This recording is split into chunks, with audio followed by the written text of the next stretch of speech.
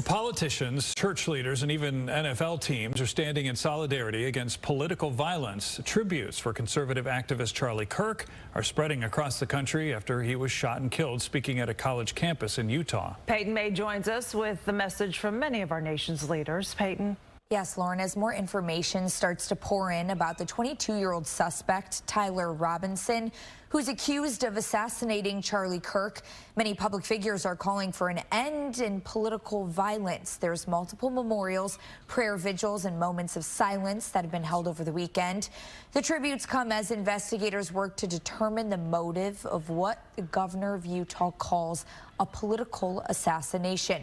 The governor says friends and family of the suspect claim his politics have veered left in recent years. He adds Robinson may have been radicalized online and shared his dislike of Charlie Kirk with family members. According to family and people that we're interviewing, he does come from a conservative family, but his ideology was very different than his family, and so that's part of it.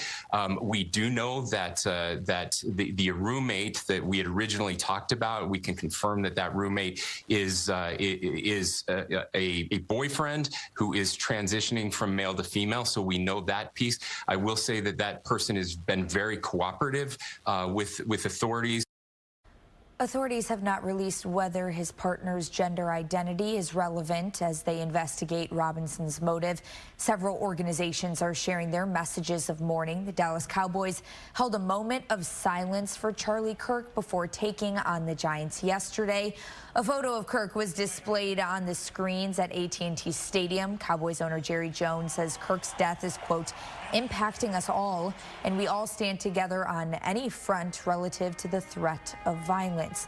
The governor of Utah says the 22-year-old accused shooter is not cooperating with law enforcement. He says investigators have gathered additional forensic information, which could be shared when Robinson makes his first court appearance tomorrow.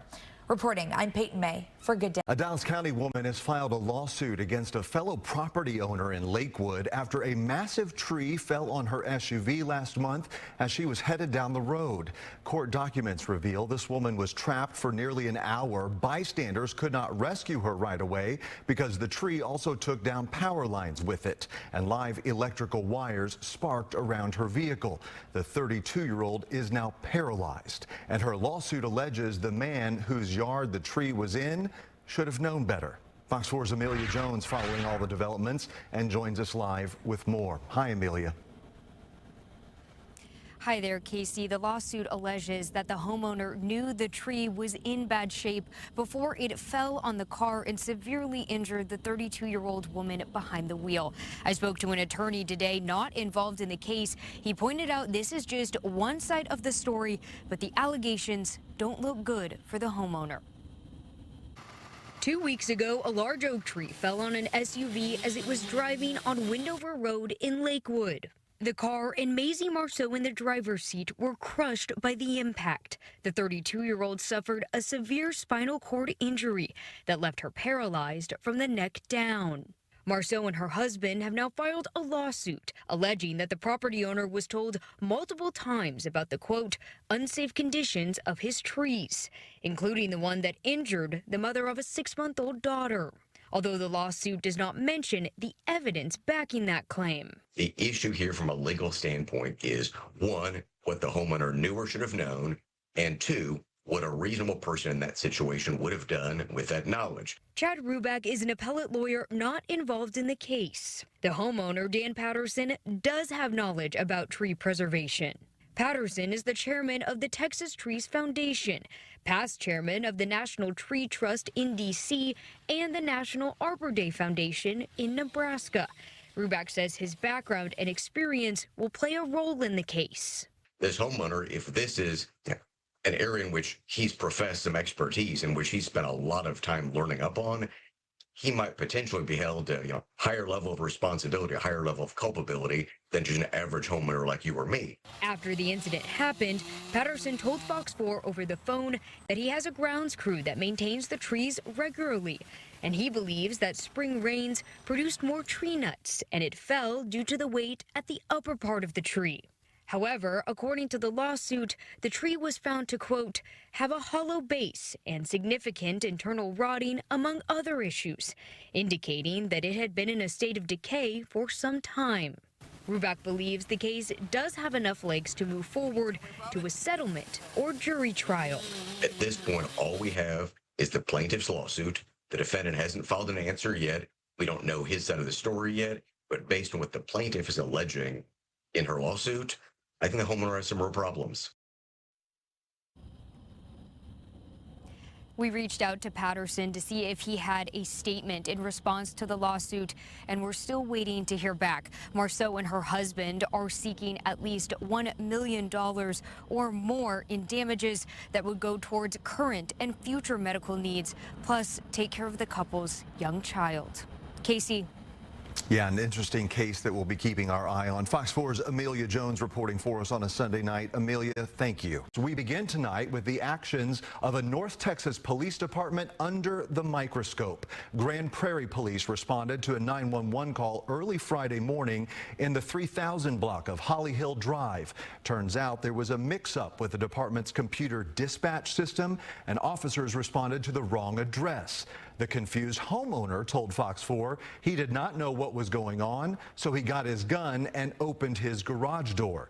Police say the man took a, quote, aggressive firing stance and pointed the firearm at officers, so they shot him in the leg. What's more, police charged him with a crime. Fox 4's Amelia Jones has more on tonight's top story.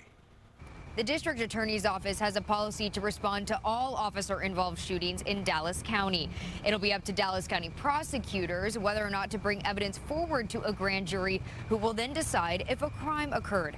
We spoke to a former Dallas County prosecutor who said the body camera footage will play a crucial role in figuring out how all of this unfolded.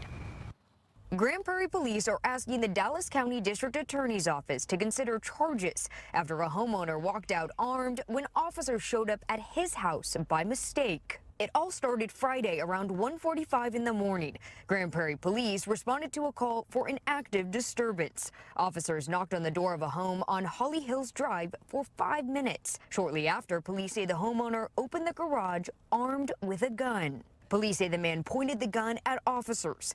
The officers fired their weapons and hit him in the leg. So remember, Texas has very strong self-defense laws, and those protect residents in their home. Russell Wilson is a former Dallas County prosecutor. In addition to the residents' rights, another factor that will make this case more difficult is that Grand Prairie Police were at the wrong address.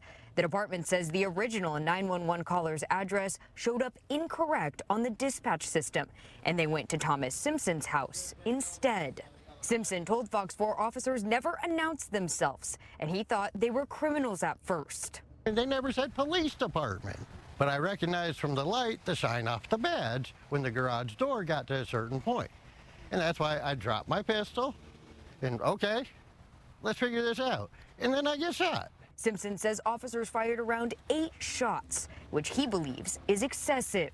Wilson expects the DA's office to present the case to a grand jury, which will decide if a crime happened. The officer's response will be part of the discussion.